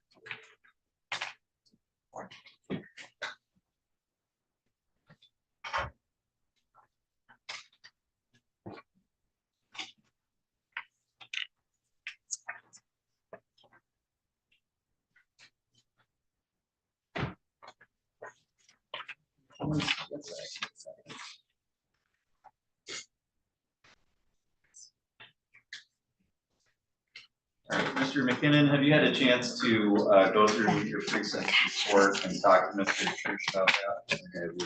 Mr. Church, are there any additions, deletions, or corrections? No, Your Honor. Are there any challenges to the scoring of the guidelines? No, Your Honor. Mr. Rolo, do people have any additions, deletions, or corrections? No, Judge. Any challenges to the scoring? No, Judge. Do you have any victims that wish to address the court today? We do not. Anything on behalf of the people for allocution? Yes, Your Honor. This is the third and fourth, I'm sorry, defendants' fifth and sixth felonies, third and fourth theft offense situations. This defendant personally twice had his jail time had in abeyance by the courts for controlled substance possession less than 25 grams. Item number 4 is adult history, and surveilling unclosed person number 5 of 9 is adult history. After only receiving 8 months jail on his last felony, number 6 in 2018, the guideline range is 0 to 13 months up to 6 years. There's a recommendation of 1 year probation, 6 months out of abeyance. Quite frankly, with all due respect, that would be in the people's position. Going backwards is obviously having received numerous sentencing breaks in the past on his prior felonies. This defendant hasn't learned the right lesson and continues to commit theft offense felonies. Restitution of this matter is $64.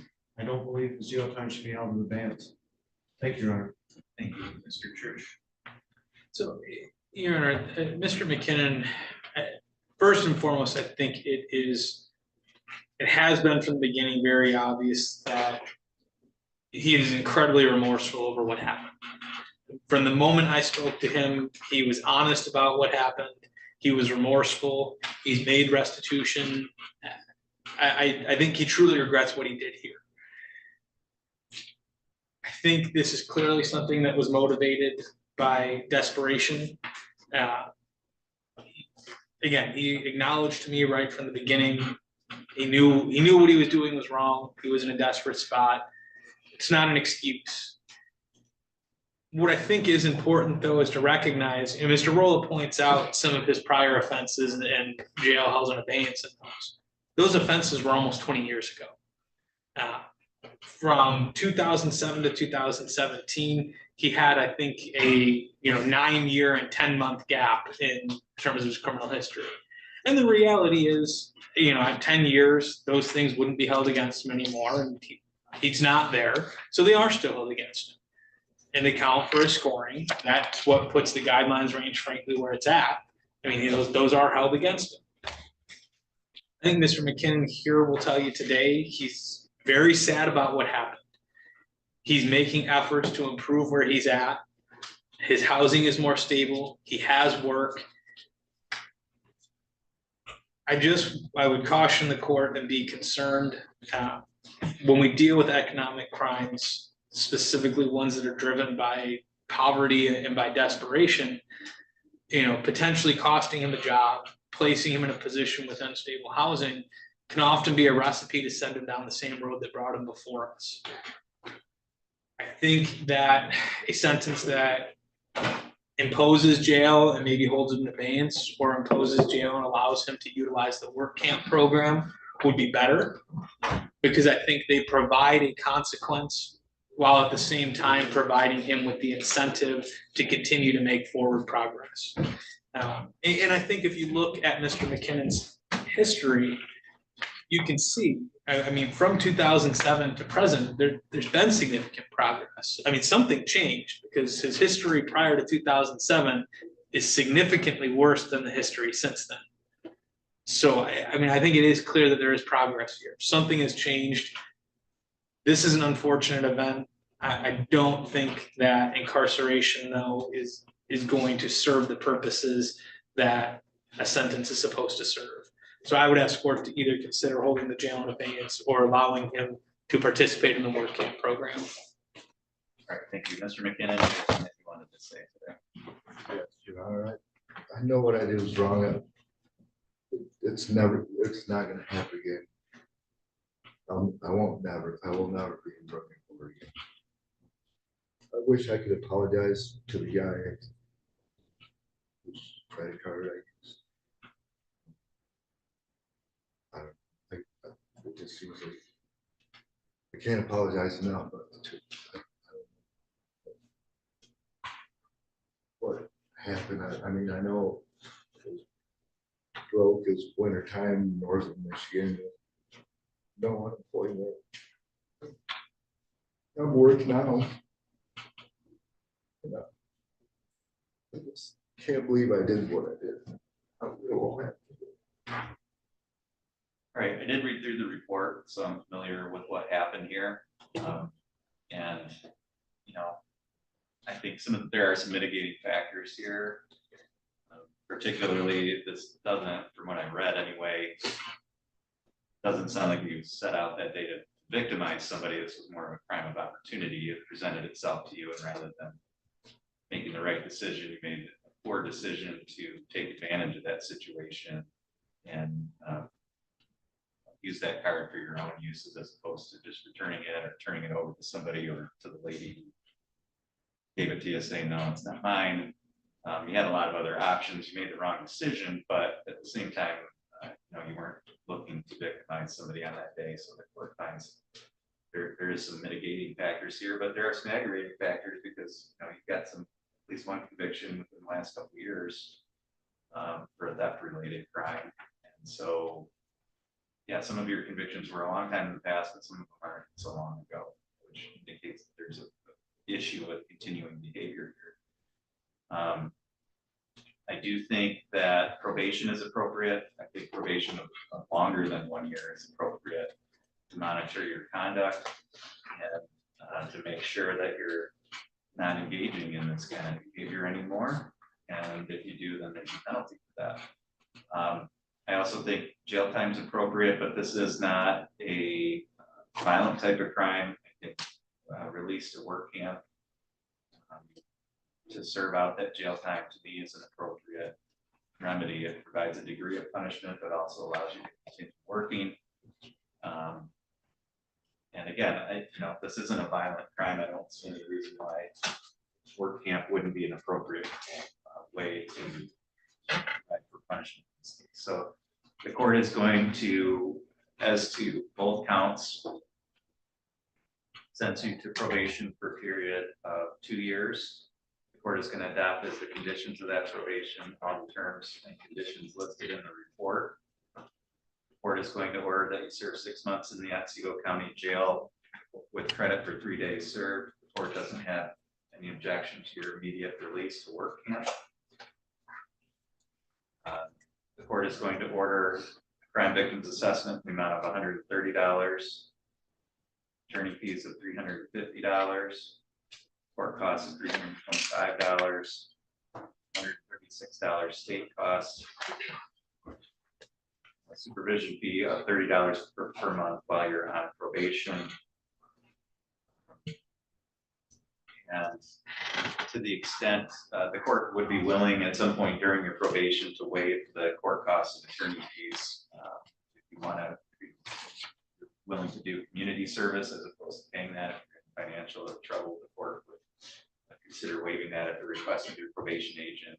If you perform community service in lieu of paying the court costs and the attorney fees. You do have the ability to seek an appeal of the sentence, and Mr. Trush, have you provided an acknowledgement of this appellate rights?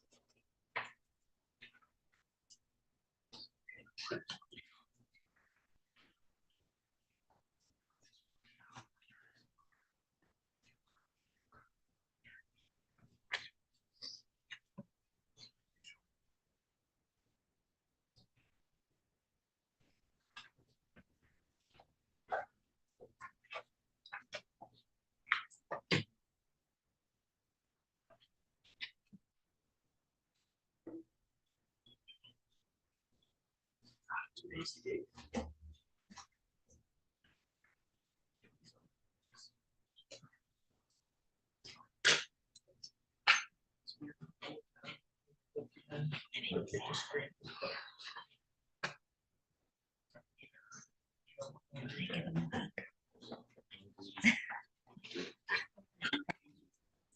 don't honestly know the answer to that. If the sheriff's program, if they will. Your Honor, I'm returning to the court the acknowledged advice of rights. Thank you.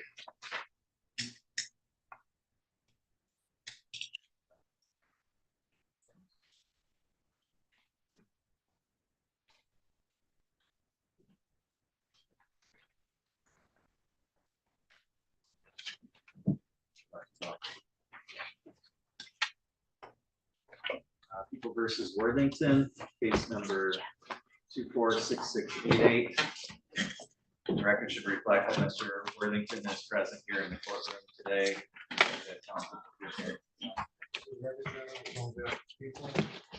Thank you, Your Honor. Richard Trush on behalf of Mr. Worthington. This is the date and time set for sentencing. Mr. Worthington, have you had a chance to go through the pre-sentence report and talk to Mr. Trush about that? Yes, Your Honor. Trush, are there any additions or corrections? No, Your Honor. Are there any challenges to the scoring of the guidelines? Your Honor, I would challenge the scoring of OB4 on this. And frankly, in candor to the court, I didn't submit a written challenge because while no victim impact statement was presented, I did not know if a victim would be present today. Looking at the courtroom, I don't see any, so I'm assuming that there is not a victim statement.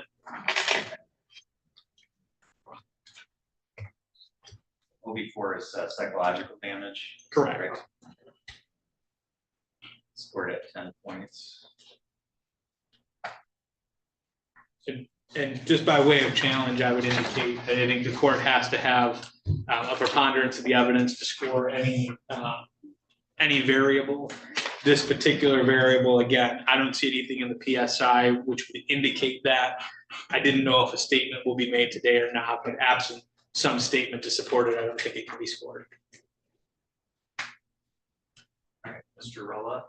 Judge, in light of the nature of the type of assault this was, effectively a violent, I don't know what you want to call it, I don't even know if rage is right, just a violent, unprovoked assault with a knife.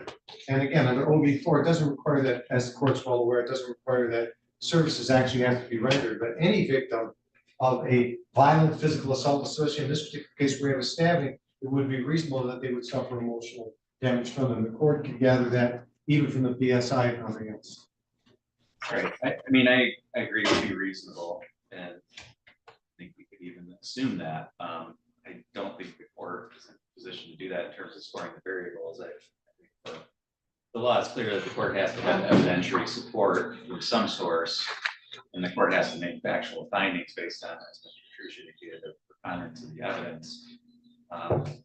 In this case, I just don't, there isn't any evidence in the pre-sentence report or otherwise on which the court could base a finding that there was any psychological damage to the victim in this case. And I don't think the court can merely assume based on the nature of the crime for purposes of scoring. So the court will grant a challenge, and the court will order that OB4 be amended to reflect a score of 0, which reduces the OB score to 55. And does that change the scoring? It does not change the guidelines range. So it doesn't alter the OB level or the range, which remains 34 to 83. Any other challenges, Mr. Church? No, you're not. Mr. Rowland, do the people have any additions, deletions, or corrections? No, Your Honor. Do people have any challenges? No, Your Honor. I'm assuming that we do not have a victim, is that correct? We do not, Judge. Anything on behalf of the people who are in? Judge, this is the seventh felony of a defendant who has an extensive prior history of violent behavior. There's the recommendation, I believe, was incorporated in the guidelines, and I think it's appropriate.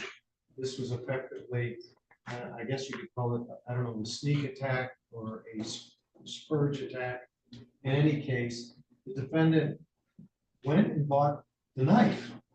Then while walking back home, goes across Family Fair parking lot, and then goes up to a person he doesn't know, has had no prior connection with as far as the people can tell, and decides to stab him numerous times, but not enough to cause any fatal wound.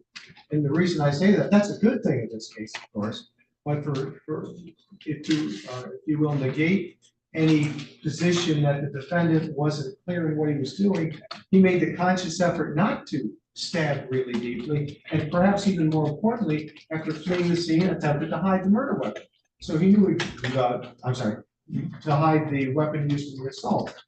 So this was not just a random act of violence. This is one that, quite frankly, he made the decision to do it, and quite frankly, as well as I think becomes very apparent out of the PSI in his prior record, that he's a violent threat to society unless he's incarcerated.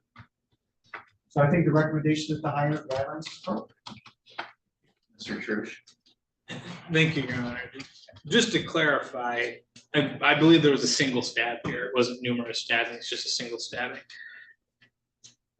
You know, as I look at this, Your Honor, this is probably one of the scariest scenarios that I think I've sort of encountered in my time here. And I say that on multiple levels. I mean, I think it's scary for the person who's there, who doesn't have any connection to Mr. Worthington. He didn't. I mean, it's not as if this is something that was motivated by animus. It's not. It's scary in the sense that, I mean, it could have been anyone. I mean, I remember before I got appointed to this case, my wife seeing the news article come up and noting that I had been at Family Fair myself probably 2 hours before this happened. What I also think is scary in regards to this is Mr. Worthington's position. Mr. Worthington struggles with mental health, and he has for a long time. And I think there are very few things that are scarier than not being able to trust your own mind. I remember the first time that I met with him in the jail, and just the distress on his face as he's thinking about what he did and what was going on in his head as this happened. And he was describing to me that he knew what was going on was wrong, but he's compelled. You know, his mind is telling him to go and buy this knife and to go there and do this. And I thought it was interesting that the prosecutor noted that it's an intentionally shallow stab. And I remember Mr. Worthington talking to me about that, about how he knew what was happening. He knew what his mind was telling him to do, and he intentionally tried to make it to not hurt the person and harm them. I mean, this is scary on many levels. I think that Mr. Worthington needs significant mental health help. I don't think MDOC is the best place for that to happen. I also acknowledge, and I think Mr. Worthington will acknowledge, you know, the history and the offense here are going to warrant that. The guidelines tell the court that's what has to happen. What I would suggest to the court is to try to look at this situation from all the angles, to try to recognize the positive things in Mr. Worthington and the help that he clearly needs. And I hope he gets. You know, I've had lots of discussions with him about, you know, his age and what a likely sentence looks like here. And there's going to be a time when he's done with MDOC and he's released back into the community. I sincerely hope that he engages in the help that he needs, because I don't believe this is representative of who he is and who he wants to be. And I hope he can make the changes that he needs to. Thank you. Thank you. Mr. Worthington, anything that you wanted to say today? Something wrote down about thoughts on my actions that day. On behalf of the court, I apologize about my actions. My intentions that day were not to injure her. Say I had a mental breakdown, which if I could, I would take those events that day back. I'm not able to do that. So it leaves me needing to apologize to that person if you were here. I will tell him I'm sorry for the attack I committed on him that day with no reason for my actions. You should hear me apologize one time. It still wouldn't be enough. Sorry for not understanding my actions could possibly affect him for life. Truly sorry about my senseless attack that I committed that day. He was not a person who deserved that type of treatment. So with the court's judgment today, which I'll try and take from it, and learn from my mistakes to move on my way, to do it in a positive way, never to repeat those actions that brought me like this. Great, thank you. I did read through the report. So I'm familiar with what happened here, and I'm also familiar with your circumstances and your background based on the information in that report. And I have no doubt that there's a mental health component here to your actions. It's so kind of far out in left field. It's not something that was thinking rationally and logically would do. So I'm satisfied that that's part of what's going on here. The question is, how do we address it based on your prior criminal history? Because it's very dangerous conduct, and the fact that you were compelled to one degree or another to do this, weren't able to control those urges to the point to stop yourself is concerning, because random acts of violence like that, number one, create fear within the community. People would be concerned about what you might do next. And from the court standpoint, I have an obligation to through sentencing to try and protect the community. And because of the unpredictability, I have concerns that if you're just at large and you're having a bad day, that it could be the same type of thing or even worse. And the person who might be your next victim might have no idea that it's coming and have no way to defend themselves, where there was some kind of logic to the actions or had some kind of beef. That person could at least unfairness of the act, your inability to control your own actions, and your past history of engaging in violent actions causes the court great concern that if it were to release you any earlier than it needed to, that there could be further victims. So the court is going to sentence you at the high end of the guidelines, again, primarily for the purpose of protecting the community. The court is going to sentence you to 83 months to 15 years in the Michigan Department of Corrections. You do have credit for 103 days served. The court is going to impose a crime victim's assessment of $130, attorney fees of $350, court costs of $325, and a $68 state cost.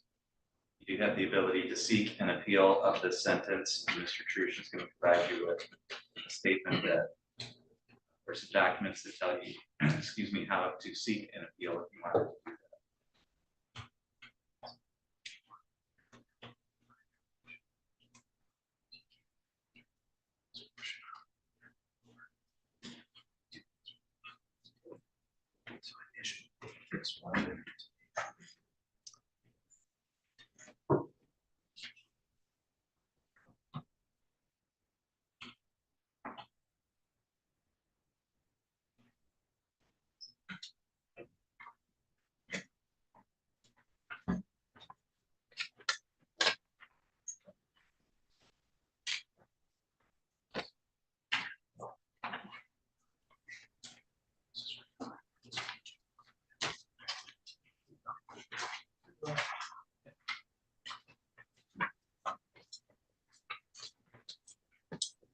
All right, our next hearing is People versus Charles Cheshire, case number 236555.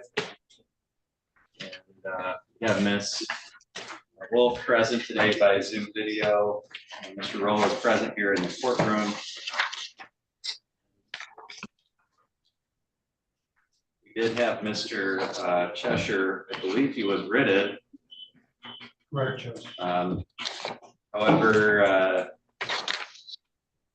he did not. I have not seen him appear in the Zoom waiting room. So with that being said, Ms. Wolf, how do you want to proceed today? I don't know if he declined to participate because he was written. We had confirmed by Department of Corrections, or if they didn't produce him. So.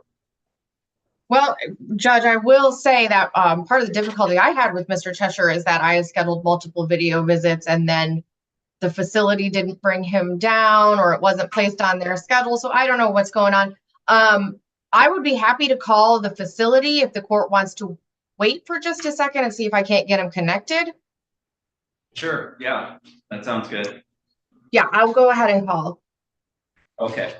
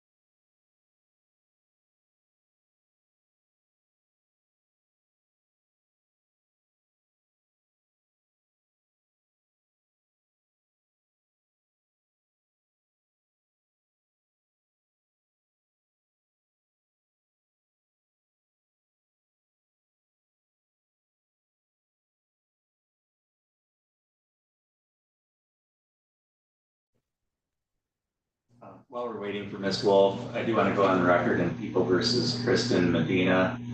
And that was set for 11:15. And the court received notice from Ms. Medina's appellate counsel that they were not able to ensure her appearance for that hearing today. So that has been moved. So this will be our last hearing today, or the morning rather. Not of the So day. we have an afternoon. Not today. I don't know about your docket, but mine's pretty full. Yeah.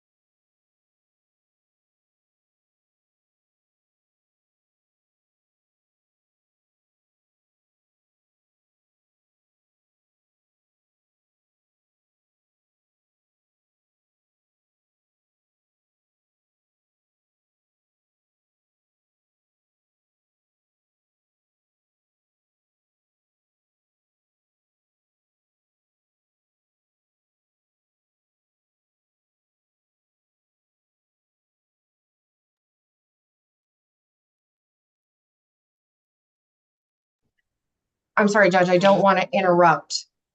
Nope, we're good. Can I? Okay.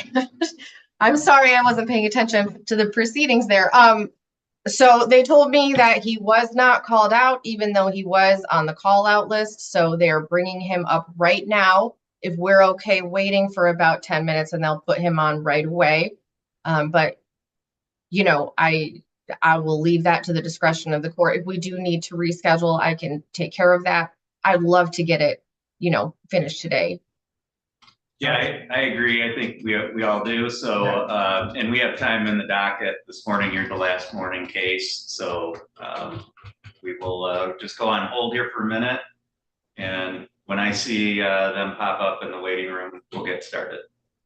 Perfect. I appreciate it. Thank you.